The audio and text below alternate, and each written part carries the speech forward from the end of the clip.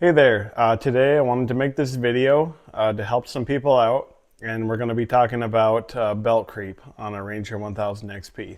Now, this is an awfully common phenomena and shouldn't be this common, but I know it causes a lot of trouble for people, and I just wanted to talk over some of the causes and some of the corrections that I've noticed personally.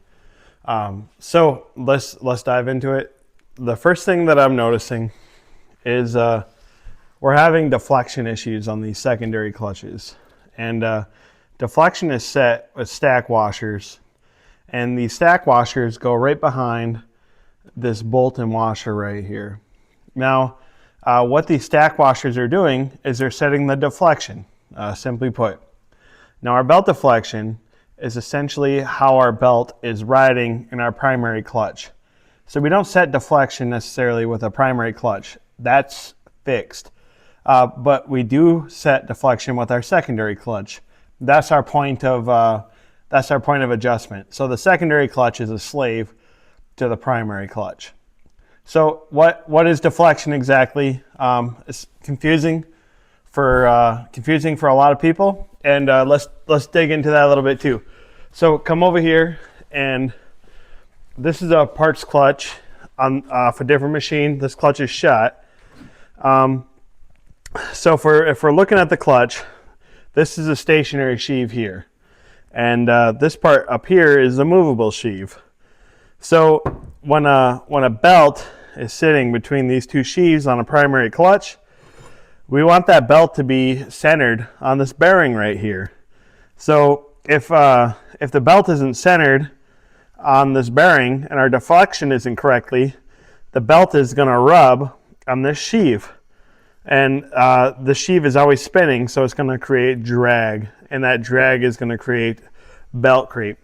So our belt can drag on the stationary sheave, and it can drag on the movable sheave. So look how bad this one is. This clutch is shot again, but there was so much belt drag on this movable sheave that it left like a tire burnout mark on there.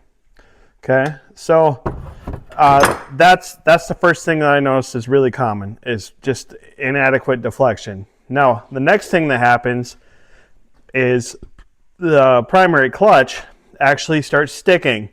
And if you look at the cover bushing and you look how the machine is with the engine off, you should have like a little gap in this recess here where it'll kind of sit.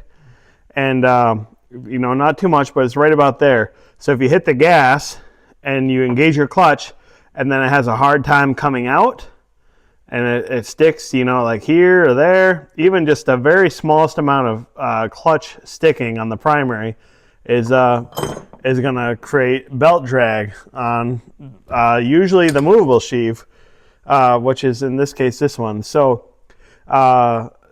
you can rebuild these, but it's not recommended. I personally haven't had very much luck rebuilding these with new buttons or any of the other components.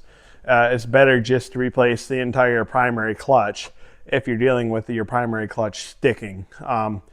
Otherwise, there's options like DuraClutch and other options. But to save yourself time and money, if you're dealing with a clutch creep issue that is related to the primary clutch sticking, don't try and throw a bunch of parts at it, because sometimes you find that it's actually an issue with how the clutch is retracting. There's either warped or there's issues with the shaft, things that you can't clearly explain.